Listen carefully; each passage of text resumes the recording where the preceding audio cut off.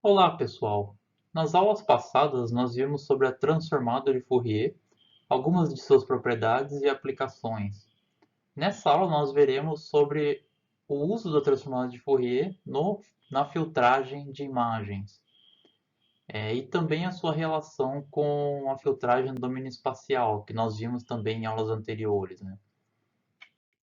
Então, primeiramente, só para relembrar, nós vimos que a transformada de Fourier é uma representação do sinal no domínio chamado da frequência, e a gente chama essa representação do espectro do nosso sinal. Então nós temos o espectro do sinal.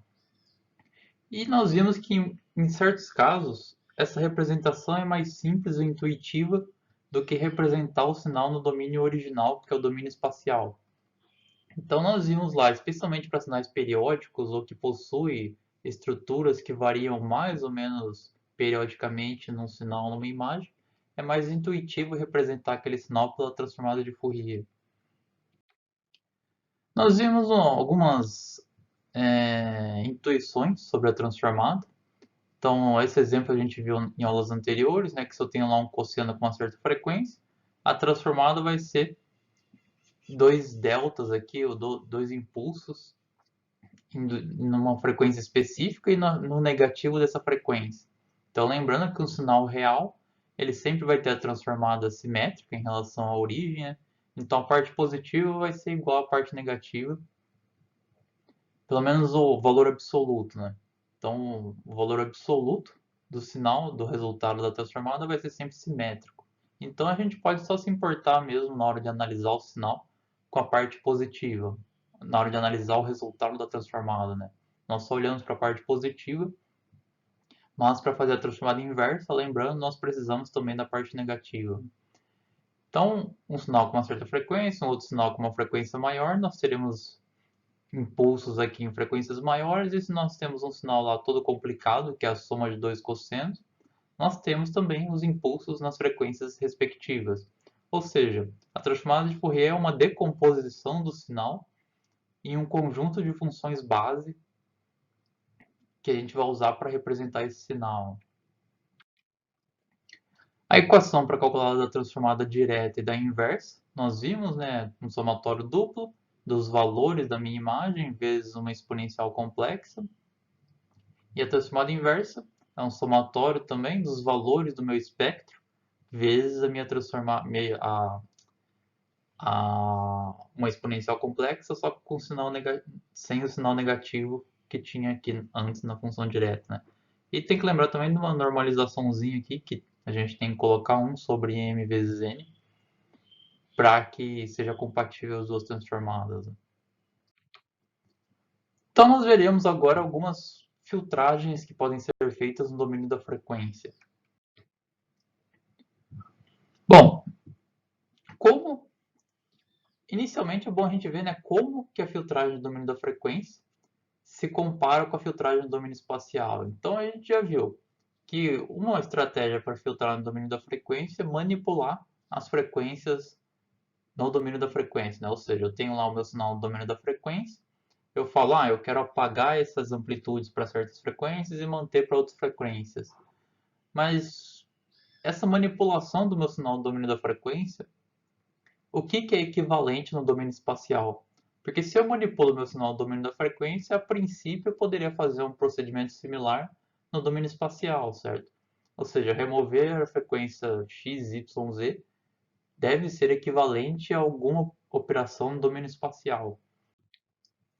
Essa relação ela é revelada pelo teorema da convolução, que é um teorema muito importante na área de processamento de sinais e de imagens. E o que o teorema da convolução diz? Primeiramente, lembrando que a convolução entre duas funções contínuas é dada por essa equação aqui. A convolução entre uma função f e uma função g é igual à integral de menos infinito até infinito de uma das funções vezes a outra função, só que invertida. Então eu vou lá, eu tenho um parâmetro k e o meu resultado aqui, ele vai ser em função de k, então é como se eu tivesse isso aqui vai ser igual a uma nova função, por exemplo, h. Eu vou ter uma função h aqui, que vai ser uma função de k, onde k é o shift que eu dei no meu sinal, né? Então o resultado da minha convolução vai ser uma integral em x, para todos os valores de x, e uma das funções vai estar invertida, né? K menos x, quando for ser feita essa multiplicação. O teorema da convolução diz que a convolução entre uma certa função f e uma certa função g é igual à transformada de Fourier inversa do produto ponto a ponto da transformada de Fourier da função f e da transformada de Fourier da função g. Ou seja, essa integral que vai de menos infinito a infinito para todos os valores de x, eu substituo ela pela transformada de Fourier inversa do produto ponto a ponto, e o produto ponto a ponto é basicamente para um dado valor de μ, eu multiplico fg, para outro valor de μ, eu multiplico de novo, e assim por diante. Como se fosse o produto de dois arrays, a gente pode pensar assim, né? Então, essa integral é substituída pela transformada de Fourier inversa de um produto ponto a ponto. E isso é realmente muito impressionante, certo? A gente vai ver as implicações desse teorema agora, logo à frente, mas é bem importante entender que isso é uma propriedade muito importante da transformada de Fourier e da convolução.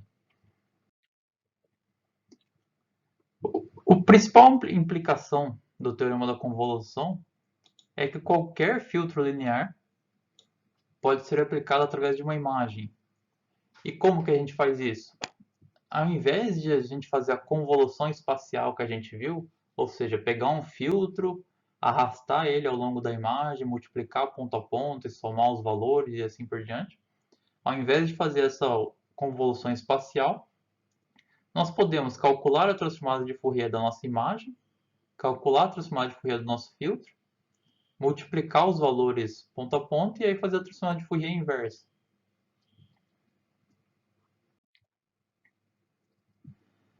Só tem um pequeno probleminha que a gente tem que levar em conta ao fazer a convolução do domínio da frequência, que na verdade a convolução do domínio da frequência ela é chamada de convolução circular. Ela é um pouquinho diferente da convolução padrão que a gente faz no domínio espacial. Por que isso? Primeiramente, lembrando do efeito que a amostragem tem no espectro de um sinal.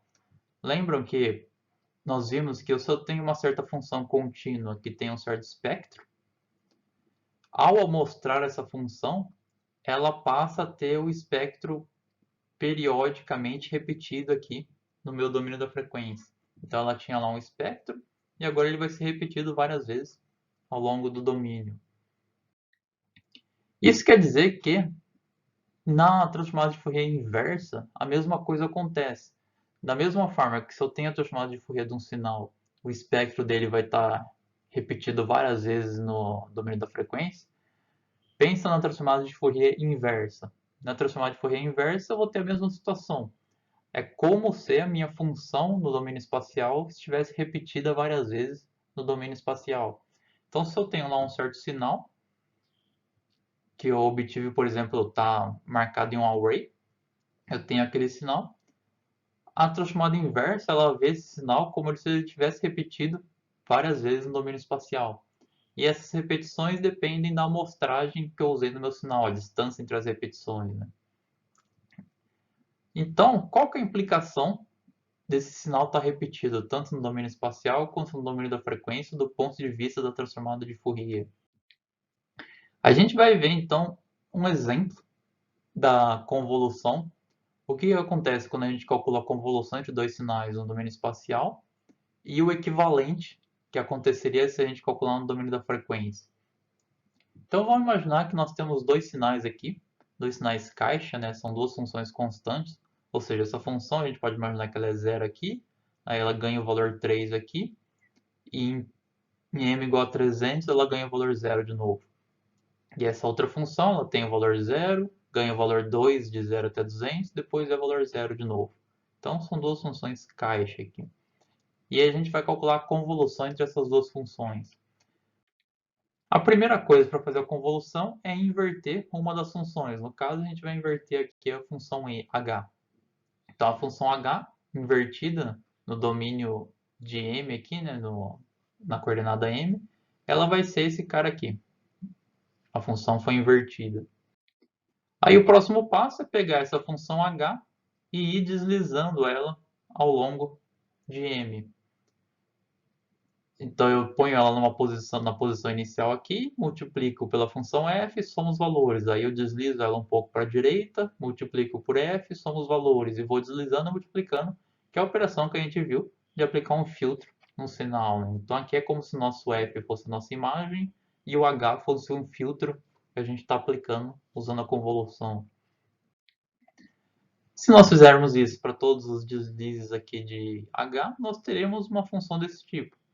Ou seja, inicialmente ela cresce linearmente, porque conforme essa função h é deslizada para a direita, esse produto vai crescer até que esse lado esquerdo aqui da minha caixa esteja exatamente no zero. Aí o produto vai ser constante um pouco, por um intervalo aqui, e depois quando o lado direito, que é esse lado aqui, começar a sair da minha caixa aqui, ele vai começar a cair de novo esse resultado da convolução. Então dá para ver intuitivamente que esse é o resultado que teria que ser obtido, né?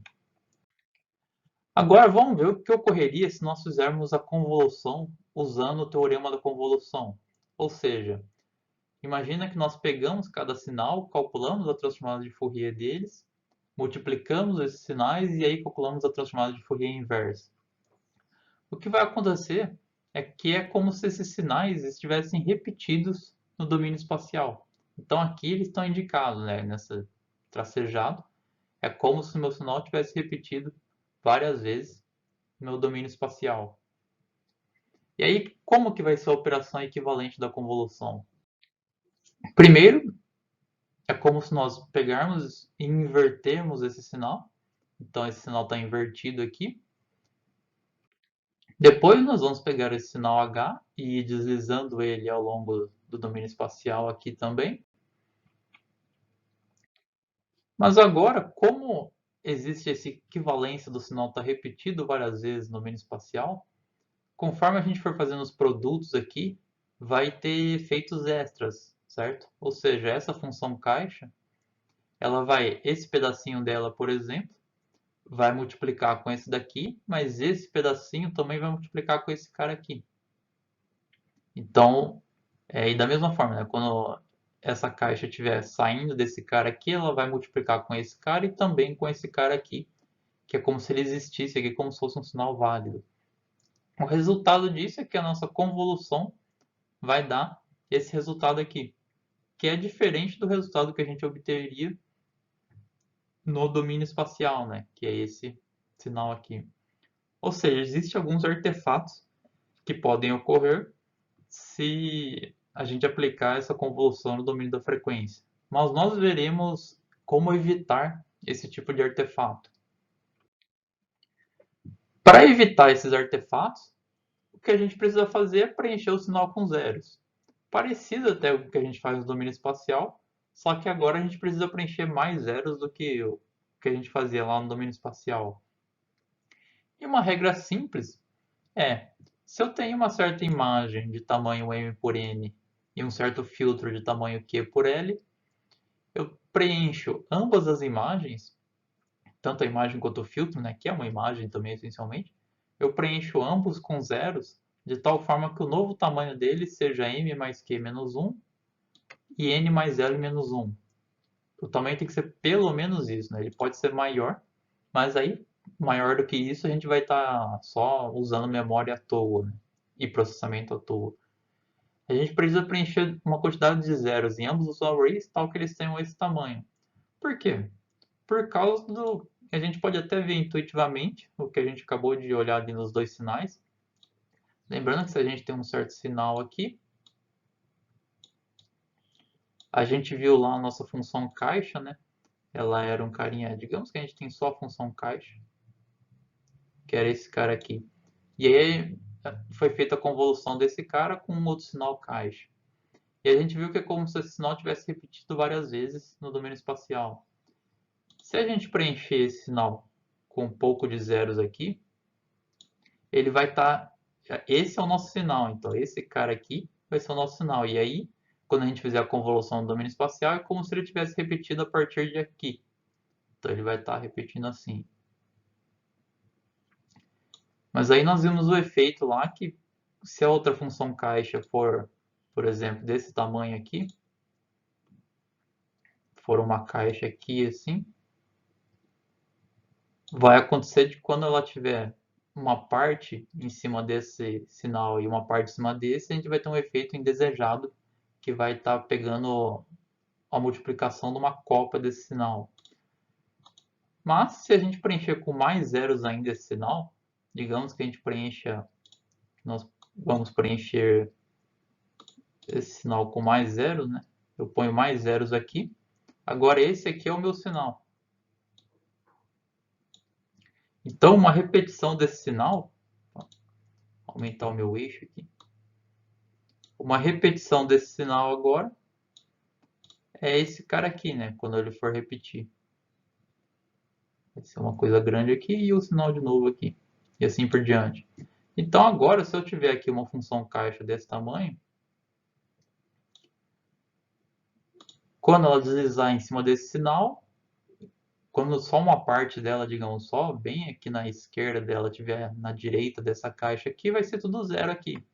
Então não vai existir nenhum efeito de eu misturar essa caixa, esse sinal, com essa cópia do meu sinal.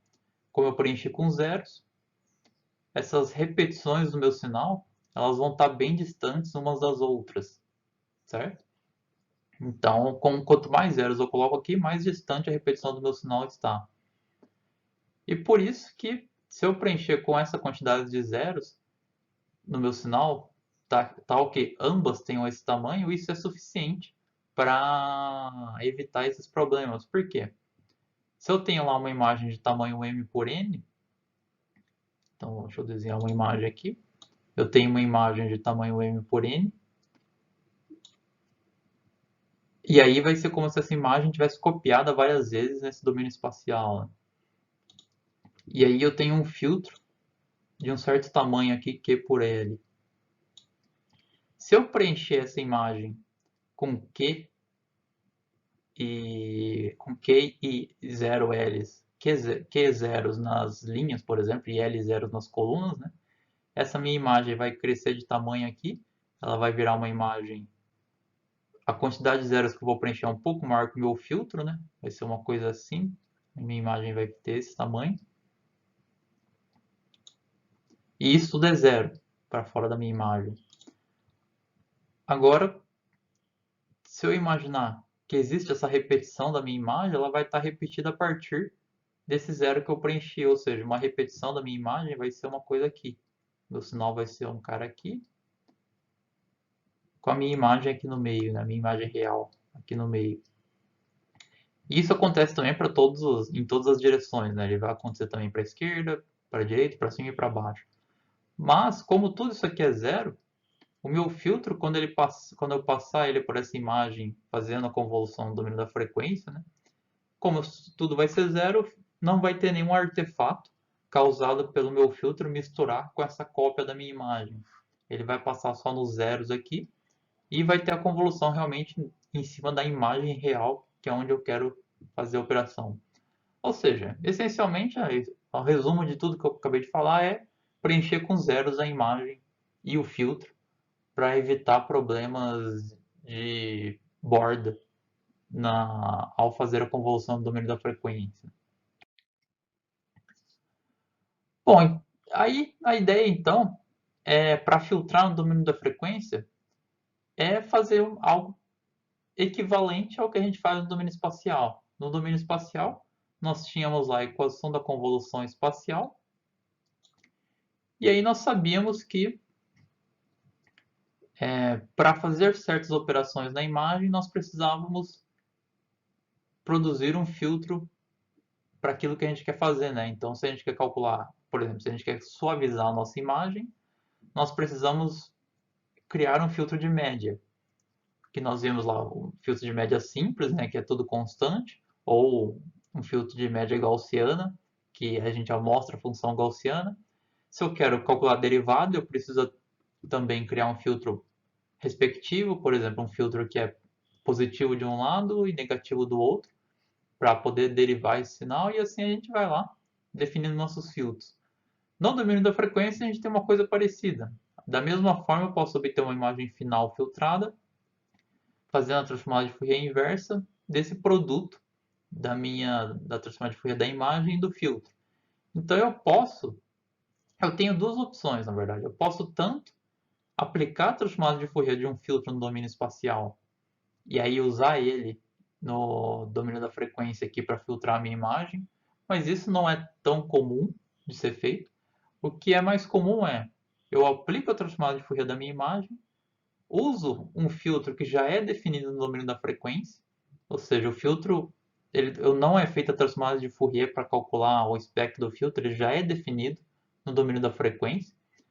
E aí eu faço o produto ponto a ponto aqui das minhas duas funções no domínio da frequência, calculo a transformada de Fourier inversa e eu tenho o meu resultado. E aí, uma das grandes vantagens de fazer a transformada de Fourier no domínio da frequência é a transformada rápida de Fourier. A transformada rápida de Fourier é uma forma de calcular a DFT, que é a transformada discreta de Fourier, né? É uma forma de calcular a DFT muito mais eficiente do que a forma que a gente implementou em aulas anteriores, né? Por causa da FFT, é que essa questão de filtragem no domínio da frequência é tão relevante em processamento digital de sinais. Para uma imagem com N linhas e N colunas, supondo que é uma imagem simétrica, né, quadrada, com N linhas e N colunas, a transformada rápida de Fourier pode ser calculada em N quadrado vezes log de N operações. Com isso, a gente viu, né, que no domínio da frequência basta multiplicar a minha imagem e o meu filtro ponto a ponto. Essa multiplicação tem qual custo? Tem custo N quadrado. Se eu for multiplicar ponto a ponto duas matrizes, né, eu tenho um custo N quadrado. Então, a multiplicação do domínio da frequência, ela na verdade tem um custo menor que a FFT, então a gente pode desconsiderar ela. Com isso, o custo de fazer a convolução usando a FFT é N ao quadrado log de N, que é o custo da transformada em si. No domínio espacial, o custo a gente chegou a ver de fazer a convolução no domínio espacial é N ao quadrado, K quadrado, onde N é o tamanho da imagem, né, e K é o tamanho do filtro. Então nós temos essa comparação, né? Fazendo a convolução usando FFT, é N ao quadrado log N. E fazendo no domínio espacial, N quadrado, K quadrado. Então a gente consegue ver aqui que se o meu filtro é bem pequeno, coisa de lá, 3, 5 linhas e colunas, realmente tende a ser mais eficiente fazer a operação no domínio espacial. Porque aí esse meu K vai ser pequeno e minha complexidade aqui não se compara a log de N, né? Vezes N quadrado. Já conforme meu filtro começa a crescer de tamanho, é muito mais eficiente fazer a operação no domínio da frequência do que no domínio espacial. A gente pode até imaginar que é mais ou menos quando K quadrado, ou melhor, quando K, não, tá certo, quando K quadrado é da ordem de log de N, o que ocorre bem rápido, né? Então, rapidamente, conforme o nosso filtro cresce um pouco de tamanho, é muito mais eficiente fazer essa convolução no domínio da frequência, o que é muito interessante, certo? Calcular a transformada de Fourier pode ser visto como uma operação razoavelmente complexa, mas é mais eficiente a gente fazer toda uma transformada de Fourier, multiplicação dos espectros e a transformada inversa, do que fazer aquela operação de ir multiplicando o filtro ao longo da minha imagem. Bom, então nós vimos esses conceitos de transformada de Fourier, da transformada rápida de Fourier, e dessa possibilidade que a gente pode usar para filtrar nossas imagens no domínio da frequência e uma forma de interpretar essa manipulação que a gente faz no domínio da frequência usando o teorema da convolução. Agora nós vamos ver realmente alguns filtros no domínio da frequência que podem ser aplicados em imagens. E é importante só notar que a gente não precisa realmente saber as equações exatas que definem os filtros. É importante mais que as propriedades principais desses filtros sejam entendidas. Porque aí a definição em si a gente pode sempre consultar. O mais importante é a gente saber, se eu quero fazer tal operação na minha imagem, qual o jeitão do filtro que eu preciso definir para fazer essa operação. Agora, exatamente a equação dá para consultar quando for necessário, né? O primeiro filtro que a gente vai ver é o filtro, muitas vezes chamado de caixa, né? Que seria o passa-baixa ideal. Então, esse filtro é chamado passa-baixa ideal. Por que passa-baixa? Isso é um conceito que vem de processamento digital de sinais, né? A ideia de passa-baixa é que esse filtro ele vai ser usado para somente deixar passar baixas frequências do meu sinal. Então, o meu filtro é algo desse tipo, se eu fizer uma visualização dele, mas representado por um array, por exemplo, ele seria algo desse tipo. São zeros, e aí no meio do array ele tem valores uns, e depois zeros de novo. Ou seja, se eu tiver, imagina que eu tenho lá a transformada de Fourier de uma imagem ou de um sinal mesmo, um D. Eu calculei a transformada do meu sinal ali com... É bom fazer do mesmo tamanho, porque vai ser ponto a ponto a multiplicação, né? Então, digamos que eu tenho lá a transformada de um sinal,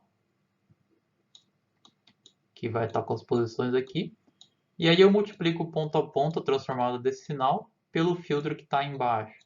Então, o que vai acontecer?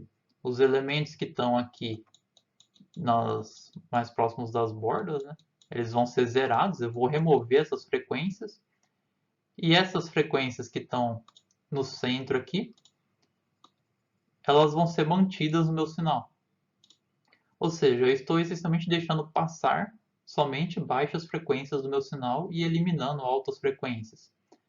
Então é mais fácil visualizar realmente esse filtro como uma funçãozinha aqui caixa, que vai zerar quem está fora dessas frequências e vai manter essas frequências. E essa frequência aqui, esse ponto aqui é chamado de frequência de corte. Ou seja, é a frequência que eu vou cortar do meu sinal. Então, se eu tenho lá um certo sinal qualquer, que seria o espectro do meu sinal, né? Eu aplico esse meu filtro nesse meu sinal, eu vou ter só um pedaço do sinal no resultado. Em 2D é equivalente, a única coisa é que nós temos um filtro, desculpa, um círculo no espectro. Então ele visualizando como uma função 3D seria algo desse tipo, e visualizando como uma imagem, meu filtro passa-baixa ideal seria algo desse tipo. Eu tenho a frequência zero no centro aqui, e eu defino um raio que vai ser a minha frequência de corte. Então frequências menores que esse raio vão ser removidas, ou melhor, vão ser mantidas, e frequências que são maiores que esse raio vão ser removidas do meu sinal. Então eu só vou manter lá uma região central de frequências que são as frequências mais baixas do sinal. Bom, e aqui a gente pode ver então alguns exemplos da aplicação desse filtro passa-baixa ideal em uma imagem. Então o que eu faço aqui, né? Eu tenho a minha imagem original, eu calculo a transformada de Fourier dessa imagem, eu multiplico a transformada por aquele filtro que é um disco que a gente acabou de ver, e aí eu faço a transformada inversa. Eu tenho esses resultados aqui que estão variando de acordo com o raio do disco que foi usado, ou seja, de acordo com a frequência de corte. Esse primeiro resultado ele é respectivo a um raio bem pequeno. Então é quando eu tenho um raio aqui, esse cara eu tenho um raio que é muito baixo. Eu vou representar por umas flechinhas assim. Esse raio é bem pequeno. Ou seja, o que aconteceu aqui? Eu mantive somente as frequências mais baixas da minha imagem e eliminei quase todas as frequências que eu tinha na imagem. Mantendo só as frequências mais baixas, a gente vê que essa imagem acaba sendo bem suavizada. Ou seja, sumiu boa parte dos detalhes que eu tinha na imagem. E conforme eu aumento esse raio, eu vou mantendo cada vez mais frequências no meu sinal. Mas aqui a gente consegue ver, é até um pouco difícil interpretar o resultado, porque aparece esse artefato no nosso sinal, que é como se fosse essas ondas que aparecem na imagem, certo? Especialmente aqui próximo de uma região de contraste alto, a gente consegue ver que aparecem várias ondinhas aqui, que isso claramente é um artefato, né? Minha imagem original não tem essas ondas, essas variações periódicas de intensidade. Então isso é um artefato que surge na imagem depois que a gente faz a convolução. E por que surgem esses artefatos? Eles surgem porque essa manipulação que eu fiz no meu sinal no domínio da frequência, ela tem um impacto no domínio espacial, né? Então vamos relembrar aqui, no domínio da frequência, o que eu fiz no meu sinal? Eu tinha lá a minha imagem f e eu multipliquei por uma função caixa dada por h aqui. Então eu peguei o f e multipliquei por essa função caixa h.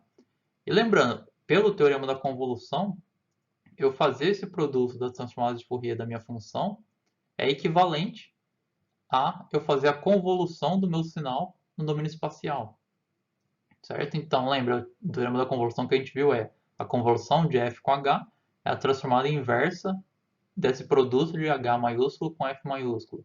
E aí eu posso passar a transformada para lá, né, que é equivalente, então a transformada inversa aqui é a transformada desse lado direito da equação. Então, fazer esse produto da minha imagem pelo meu filtro é equivalente a convoluir a minha imagem no domínio espacial com um filtro no domínio espacial. E nós vimos em aulas anteriores que a transformada de Fourier de uma função caixa, o que ela é? Ela é a função sinc, que é essa função cheia de ondulações. Isso vale também para o oposto. Então, se eu tenho minha função caixa no domínio espacial ou do tempo e faço a transformada de Fourier, eu tenho a função sinc. O oposto é a mesma coisa. Se eu tenho a minha função caixa no meu domínio da frequência, quando eu fizer a transformada de Fourier dessa função, eu vou ter a função sinc no domínio espacial. Ou seja, eu multiplicar o meu espectro da minha imagem por uma função caixa é equivalente a eu convoluir a minha imagem com a função sinc. Então eu estou pegando a minha imagem, convoluindo com essa função sinc no domínio espacial, e a convolução a gente pode ver ela como uma forma de misturar dois sinais, né? Então essencialmente eu estou misturando a minha imagem com essa função sinc. E é isso que causa aquelas ondas que a gente vê na imagem. Eu estou misturando, então, especialmente quando tem alguma mudança alta de contraste, eu vou ter essa ondulação que é observada nos objetos. Ou seja, eu vou ter, é como se, por exemplo, se eu tenho esse quadradinho aqui, eu substituo ele por uma função sinc, e eu vou ter então aquela ondulação que a gente viu da função sinc. Bom, nesse notebook Filtros Passa Baixa, vocês vão poder ver na prática como aplicar o filtro passa baixa ideal, né? E os efeitos que ele traz. É legal, é interessante que dá para brincar um pouco mudando os parâmetros do filtro e ver os artefatos que surgem, né? Mas então, como que a gente pode eliminar aquele efeito do passa baixa ideal, né? Que dão aqueles artefatos? O que a gente pode fazer é, ao invés de criar um filtro que tem uma frequência de corte extrema, que a gente acabou de ver, né, que simplesmente em um ponto nós eliminamos as frequências que estão acima de uma certa frequência e mantemos as que estão abaixo. Dessa função a gente viu que ela tem a transformada de Fourier igual à função sinc, né? O que a gente pode fazer é tornar essa filtragem um pouco mais suave. Por exemplo, a gente pode tentar fazer uma coisa mais assim, né? Um cara que seja algo mais, um pouco mais suave.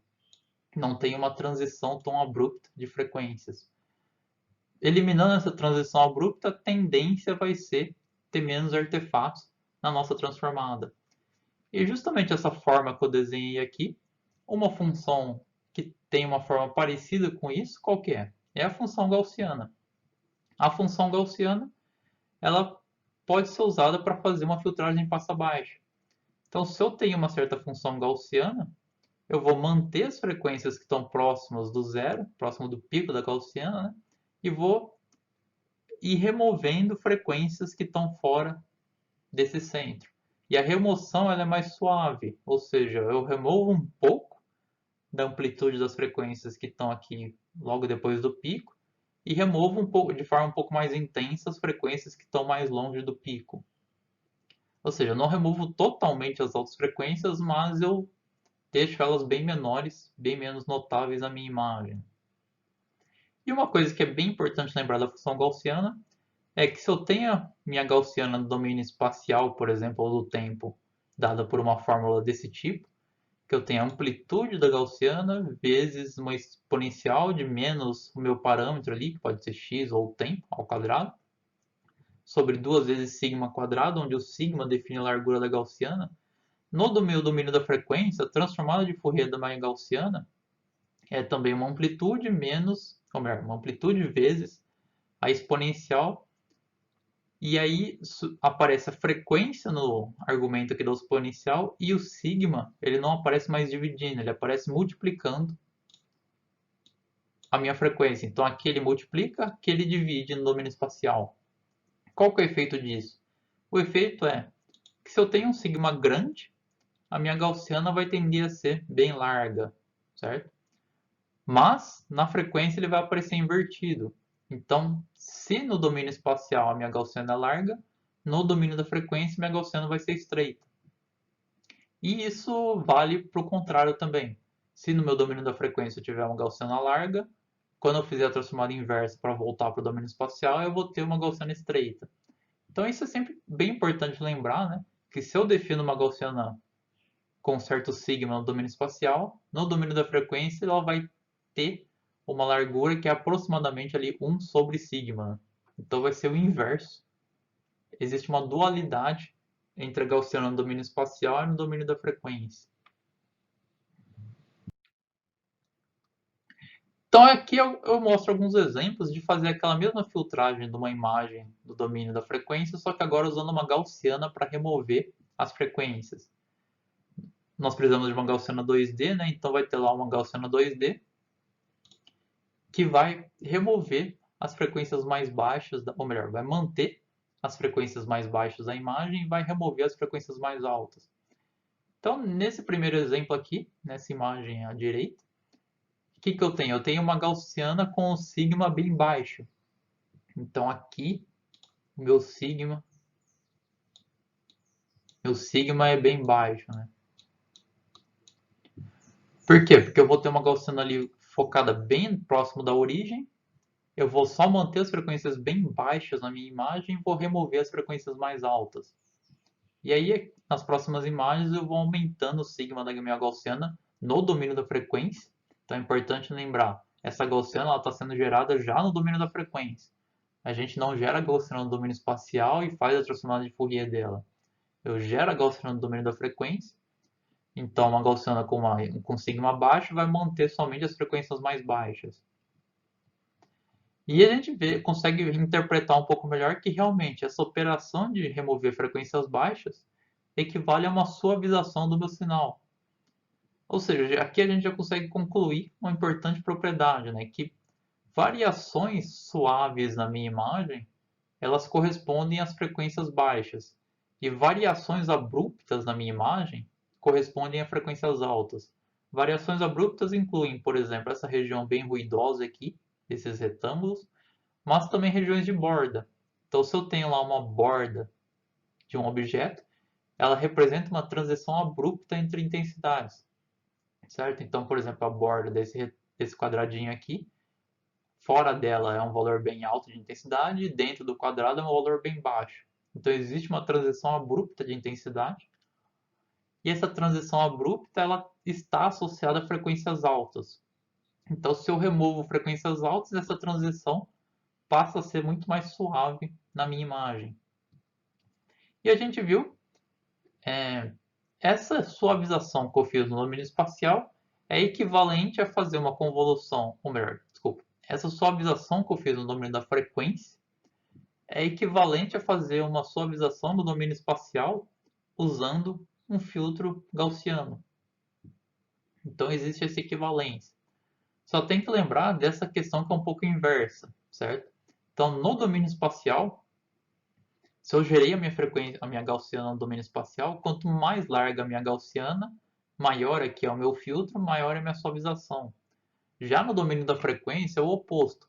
Se eu estou gerando minha gaussiana no domínio da frequência para filtrar a minha imagem, quanto menor o sigma na frequência, mais suave é a minha imagem. Então existe essa inversão que é sempre importante lembrar em relação ao efeito da largura da gaussiana. E aí no mesmo notebook de filtros passa-baixa, vai ter lá também os exemplos de filtrar uma imagem com uma função gaussiana que vocês podem dar uma olhada. Bom, e da mesma forma que nós tínhamos os filtros passa-baixa, nós temos também os filtros passa-alta.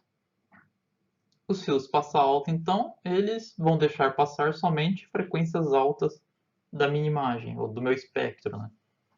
E uma coisa muito interessante sobre filtros passa-alta é que eles possuem uma certa equivalência à derivada do sinal. Porque a gente viu que derivada, qual que é o efeito da derivada? É enaltecer, ou é nós focarmos em regiões de alta variação. Da mesma forma, filtros passa-alta, eles focam em regiões de alta variação do meu sinal. Então existe essa equivalência entre um filtro passa-alta e o cálculo de uma derivada de um sinal. Um exemplo de filtro passa-baixa, ou melhor, passa-alta ideal, seria esse cara aqui.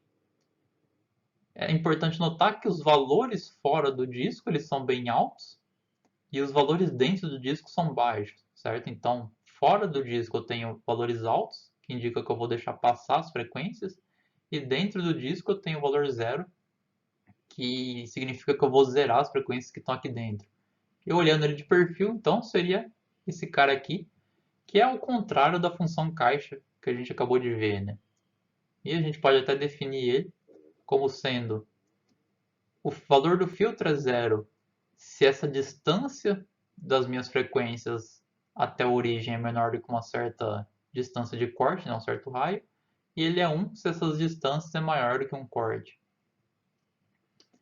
Mas a gente viu que também esse filtro passa-alta ideal vai ter certos problemas, vão aparecer artefatos, especialmente aquelas ondulações, né? Então é mais correto nós definirmos um passa-alta usando a função gaussiana, que inclusive pode ser gerado como a inversa de uma gaussiana, por exemplo. Então a equação que a gente pode usar seria essa daqui, né? O meu filtro vai ser igual a 1 menos uma função gaussiana. E essa função gaussiana a gente pode escrever ela como uma distância à origem, certo? Que é exatamente aquela questão de fazer uma variável ao quadrado mais outra variável ao quadrado dividido pelo desvio padrão. Então, eu invertendo a minha gaussiana, eu vou ter uma função de perfil, ela vai ser uma coisa desse tipo, né? E aqui a gente consegue ver, vai ser mantidas as frequências bem altas, e conforme nossa frequência diminui, ele vai tender a eliminar essas frequências mais baixas. E aqui eu mostro alguns exemplos de filtrar um sinal usando o filtro passa-alta. O que vai acontecer então? O passa-alta ele vai remover frequências baixas e frequências baixas estão associadas com variações suaves na minha imagem. Qual que é a principal variação suave que eu tinha naquela minha imagem original? Era o fundo da imagem que era uma cor constante, né? Era um cinza. Então aquele cara que é basicamente um valor constante vai sumir, porque ele é uma frequência bem baixa. Também a coloração dos objetos vão sumir. É que no caso, por exemplo, esse retângulo já era preto, né? Mas ele continuou preto porque é uma variação baixa. E quem que vai ser enaltecido? Quem que vai ser mantido no meu sinal? Vão ser as variações de alta frequência, que são as variações abruptas do meu sinal. Ok? Então, e conforme eu vou variando o raio do meu filtro, eu vou tendo diferentes efeitos. Por exemplo, esse cara aqui mais à direita, eu tenho um raio bem grande do meu filtro, porque lembrando, eu tenho passar alto, eu deixo passar somente quem está acima de um raio. Se eu tenho um raio muito grande, eu vou começar a eliminar praticamente todas as frequências da minha imagem. Eu só vou manter realmente as frequências mais altas, mais extremas do meu sinal. Aí eu já começo a chegar no nível, eu estou eliminando praticamente qualquer coisa no meu sinal, só está sobrando realmente algumas pequenas, né, pequenas não, né, algumas frequências bem altas no meu sinal, que estão relacionadas a variações bem abruptas ali, exatamente nas bordas dos meus objetos. Mas então o efeito, e a gente pode comparar esse resultado com o que a gente tinha para a derivada, especialmente se nós calcularmos o valor absoluto da derivada, né, e a magnitude do gradiente também, nós tínhamos exatamente uma imagem desse jeitão. Os valores altos eram nas bordas e onde não tinha variação era zero. Por isso que calcular a derivada da imagem, especialmente a magnitude do gradiente, né, é muito parecido com eu fazer uma filtragem passa alta do meu sinal.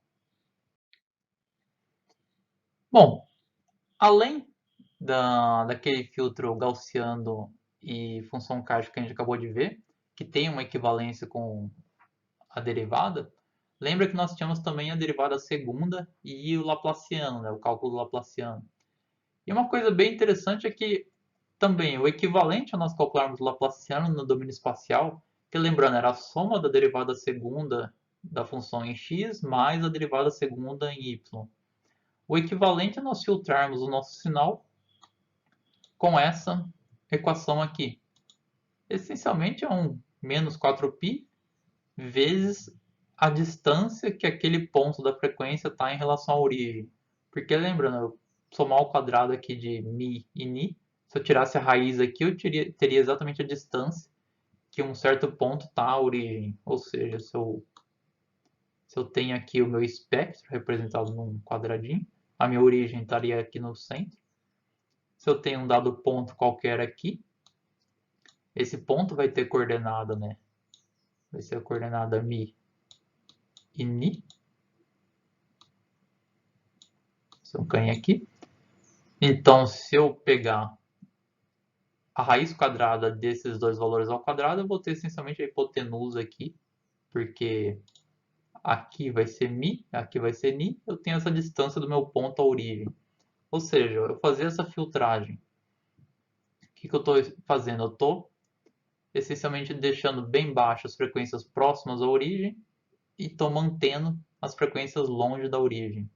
E isso equivale a fazer o Laplaciano no domínio espacial, né? Calcular o Laplaciano no domínio espacial. Bom, aí da mesma forma que tem um notebook lá mostrando as filtragens passa baixa, tem também um notebook mostrando filtragens passa alta, que dá para brincar um pouco também com os parâmetros do filtro e verificar o que dá o resultado, né? Além de filtros passa alto e passa baixo, nós podemos definir alguns filtros mais complexos, como por exemplo passa faixa ou rejeita faixa. Ou seja, ao invés de nós simplesmente removermos as frequências mais baixas ou mais altas, nós removemos uma faixa específica de frequências. Então, um exemplo desse filtro é esse cara aqui. Eu mantenho qualquer frequência, exceto frequências que estão exatamente num raio específico. E qual que seria a utilidade disso? Por exemplo, nessa imagem aqui, existe esse ruído periódico que ocorre na imagem. Se nós calcularmos a transformada de Fourier dessa imagem e aplicarmos logaritmo, né, nós teremos esse espectro aqui. Nesse espectro, nós vemos que existem alguns pontinhos bem específicos, numa frequência aqui, num raio específico, e esses pontinhos é que estão associados com esse ruído periódico. Então, se eu ir lá e remover as frequências que estão exatamente nesse raio aqui, que é bom dar um intervalinho, né? Não dá para ser exatamente, mas a gente dá um intervalo de raio e aplica um filtro que vai eliminar esses pontos específicos. Ao fazer a transformada inversa, nós temos uma imagem muito mais limpa, porque esse ruído periódico foi removido.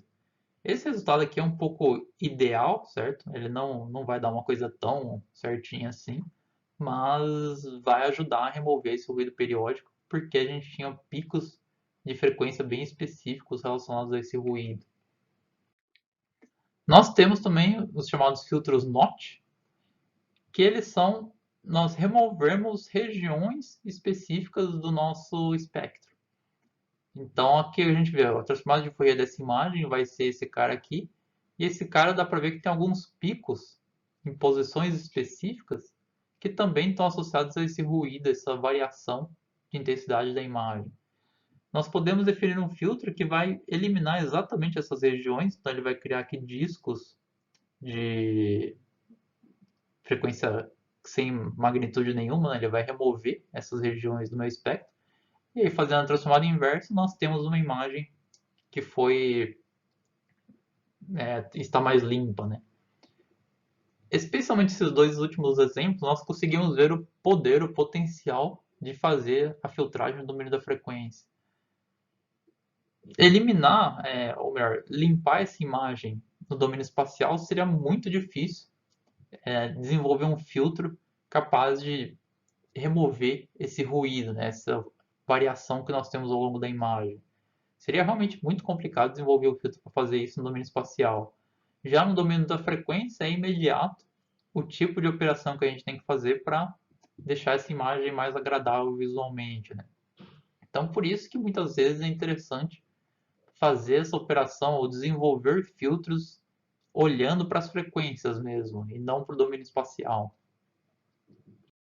Bom, vistas essas propriedades, nós podemos desenvolver um algoritmo para a filtragem de uma imagem no domínio da frequência. Dado uma certa imagem f de x, e essa imagem tem tamanho m linhas por n colunas, nós adicionamos zeros ao redor dessa imagem para evitar aquele problema de certa forma, de mistura do nosso sinal com cópias dele mesmo, né? E como regra geral, nós preenchemos a imagem com zero de tal forma que a imagem passa a ter tamanho 2m e 2n, que a gente vai chamar de P e Q. Ou seja, essencialmente a gente dobra o tamanho da nossa imagem, preenchendo ela com zeros. Depois nós multiplicamos cada pixel da imagem por menos 1 elevado a r mais c, para que a origem dessa imagem seja transladada para o centro. Que essa operação é equivalente a fazer aquela operação de FFT Shift. Lembra que a gente viu lá com o FFT Shift? Ele ocorre porque a DFT, assim como a FFT, o resultado é sempre transladado em relação à origem. E especialmente em filtragem vai ser importante, isso muitas vezes é um pouco confuso, a gente precisa fazer esse FFT Shift tanto no domínio espacial quanto no domínio da frequência, para poder ajustar a origem do nosso espaço, porque o nosso filtro ele vai ser definido em relação ao zero sendo no centro do meu array. É muito mais complicado definir um filtro em que o zero é lá no canto e aí o maior valor é no outro canto e assim por diante, né? É muito mais simples desenvolver um filtro em que o zero, a frequência zero está no centro do meu array. Então eu faço esse shift da imagem, nós calculamos a DFT da imagem, que vai ser um F maiúsculo aqui, em função de duas frequências. E aí nós definimos um certo filtro H de tamanho P e Q. Então, lembrando, esse filtro tem tamanho 2M e 2N. Nós calculamos o produto ponto a ponto entre a transformada de Fourier da nossa imagem e do nosso filtro. Isso vai dar um resultado. E aí nós calculamos a transformada inversa desse meu resultado. Isso vai dar o meu resultado no domínio espacial. E nós temos que multiplicar cada valor por menos 1 elevado a x mais y para fazer a operação do FFT Shift. Note que nós podemos multiplicar cada valor por menos 1 elevado a x mais y, onde x e y são as linhas e colunas. Aqui está um pouco diferente a notação, mas é a mesma coisa, o r e o c é a mesma coisa que x e y. Mas, em geral, a gente nem precisa fazer essa multiplicação por menos 1, basta usar a função FFT Shift, que a gente viu lá, tem, qualquer biblioteca tem a função FFT Shift. Então, ao invés de multiplicar por menos 1, você pode chamar a função FFT Shift do resultado, é equivalente. Okay? E aí, depois de fazer essa transformada inversa e calcular por menos 1 ou aplicar o FFT Shift, nós mantemos apenas a parte real do resultado. Por quê? Porque originalmente nós tínhamos um sinal real. Nós filtramos esse sinal do domínio da frequência e fizemos a transformada inversa. Então nós temos que obter como resultado um sinal real. O que acontece é que por causa de precisão numérica ou algumas instabilidades, dependendo do sinal, né, pode ser que apareça algum valor complexo ali. Mas em geral esses valores são bem pequenos, então você vai ver lá que os números resultantes é algo do tipo 0,5 mais 10 elevado a menos 10 i, onde esse 10 elevado a menos 10 é a parte complexa. Então esse cara muitas vezes é bem pequeno e a gente pode eliminar ele, porque ele é só um artefato da conta. E aí, lembrando que nós preenchemos o nosso sinal com zeros, então do resultado nós pegamos uma região de tamanho m por n do quadrante superior ali, que era a nossa imagem original, né? E com isso nós temos o nosso resultado da filtragem. Então vamos ver esses passos aqui, todos esses passos que a gente está vendo, como imagens mesmo. Inclusive esses passos e essas imagens estão no livro do Gonzalez. Vocês podem dar uma olhada lá para entender um pouco melhor. A imagem, então, nós temos uma dada imagem original. Nós preenchemos essa imagem com zeros, de forma que o tamanho da imagem resultante seja o dobro da original. Então, essencialmente, é gerar essa imagem aqui, onde o preto são vários zeros que nós colocamos aqui. Depois, nós multiplicamos por menos 1 elevado a linha e coluna de cada pixel, que é equivalente a fazer aquele FFT shift. Então, nós vamos ter esse resultado aqui. E aí, nós calculamos a transformada de Fourier desse cara. Nós teremos esse cara aqui, esse resultado. E aí a gente pode definir um certo filtro. Então, esse aqui é o filtro H que foi definido, ou seja, ele é um passa-baixa, certo? Ele vai deixar passar só as frequências bem próximas da origem e vai remover as frequências mais altas. Multiplicando ponto a ponto esse espectro e o filtro, nós temos esse resultado, em que foi mantido somente o espectro que está ali bem próximo da origem. E aí, fazendo a transformada inversa desse cara e multiplicando por menos 1, também elevado da posição do pixel, né? Nós temos esse resultado. E aí nós temos que pegar novamente o quadrante original, que era m linhas e n colunas. E aí nós temos o resultado final. Ou seja, nós temos a nossa imagem suavizada em relação ao original. E a suavização ocorreu porque nós mantivemos somente as frequências mais baixas e eliminamos as frequências altas do sinal. Então esse seria o algoritmo para fazer essa filtragem no domínio da frequência. E notem que o filtro ele foi definido no domínio da frequência, certo? Nós não fizemos a transformada de Fourier do filtro, ele já foi definido no domínio da frequência. Mas, e se acontecer a situação que de repente nós temos um certo filtro no domínio espacial e nós queremos fazer a filtragem no domínio da frequência?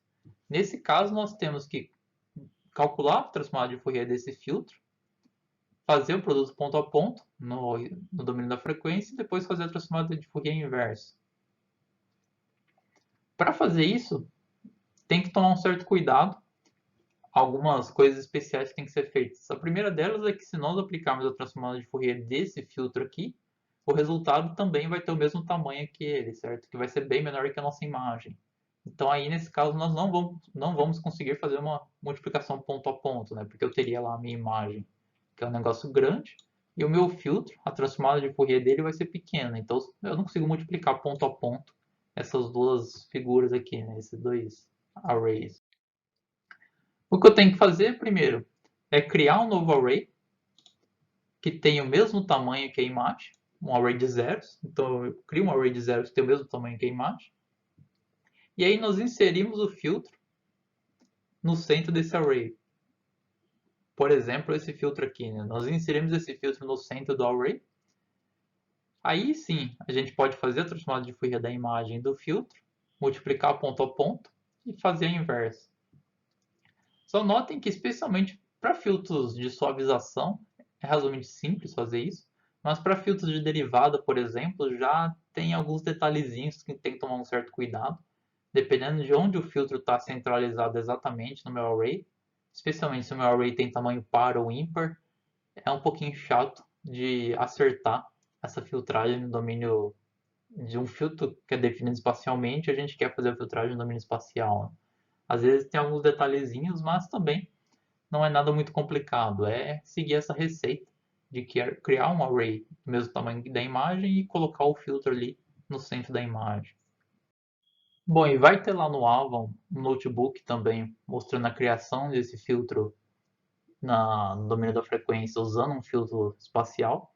Mas nós vamos também fazer esse notebook, esse código nas próximas aulas. Mas, de qualquer forma, é interessante dar uma olhada lá também nos notebooks prontos. Porque os notebooks prontos, uma coisa interessante deles é que eles têm bastante comentários e são divididos em sessões de forma um pouco mais organizada do que a gente faz nas aulas, né? Bom, então era isso que eu ia falar. Na próxima aula vai ser prático, nós vamos ver como implementar essas filtragens no domínio da frequência.